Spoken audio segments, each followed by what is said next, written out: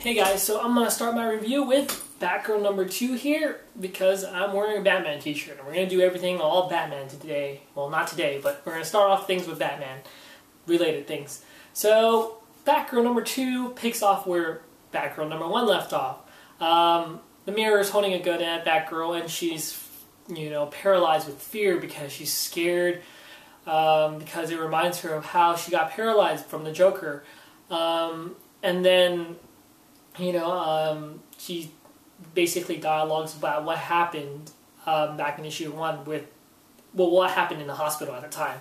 And then the Mirror jumps out and Batgirl chases after him.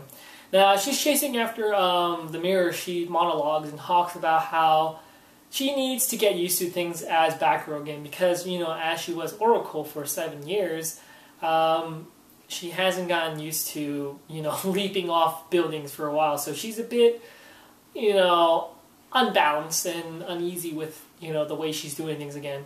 Back to the things she was doing before. And as she's jumping from ledge to ledge, she actually does make I don't think she made a mistake, but of course she flies down, kicks the Mirror off the edge of a building, and she says, "Oh, God, I went too fast," and they're falling down, and she has to stick a landing, and she sticks a pretty hard landing on a gargoyle, and the Mirror holds onto the ledge of the gargoyle, and it actually hurts her as she makes the landing. So I guess she didn't stake it really well. And then of course she's been naive, and she sticks out her hand to pull up the Mirror, and the Mirror grabs her hand and pulls her down. And of course she has to use a grappling gun, which every Bat family member should have, a grappling gun or something to, use a grappling hook or something. But yeah, she, uses her grappling gun, and, you think that maybe she's going to, pull up or swing, but she accidentally shoots a bit too late. And then it does grab onto a gargoyle, but as she falls down, she actually slides into a taxi cab and breaks a couple of her ribs. And then she chases off after the Mirror, and as she's chasing off after the Mirror, the detective or police officer in the hospital before, the lady officer McKenya, she tells Commissioner Gordon that Batgirl is back.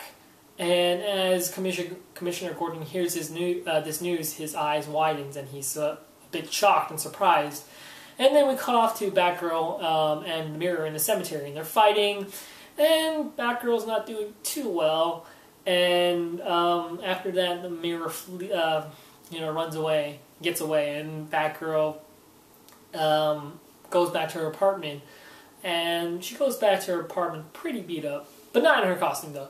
And her roommate Elijah starts to wonder now, what happened? Did you get beat up by a boyfriend?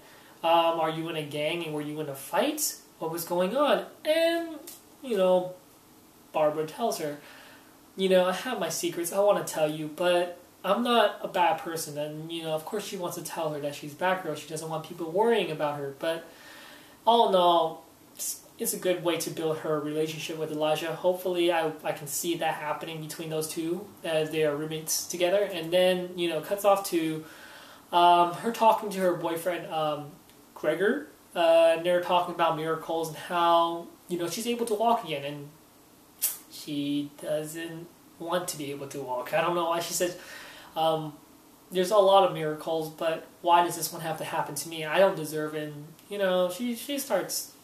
she doesn't want to be able to walk again, but she sometimes, wants to walk, but, it's just a good thing to talk about with her because, she was paralyzed, and she thinks that she doesn't deserve to walk again. And then she goes off and basically researches on the Mirror. And as she's researching the Mirror, she finds out where he lives. And she goes to his apartment, and, we learn some backstory about the Mirror. And then we end the issue with the Mirror telling Barbara that, he planted a bomb on a train, and now she has to go, I guess, defuse the bomb. In the next issue, that's where it ends. Now, I have to say, I actually really enjoyed this issue.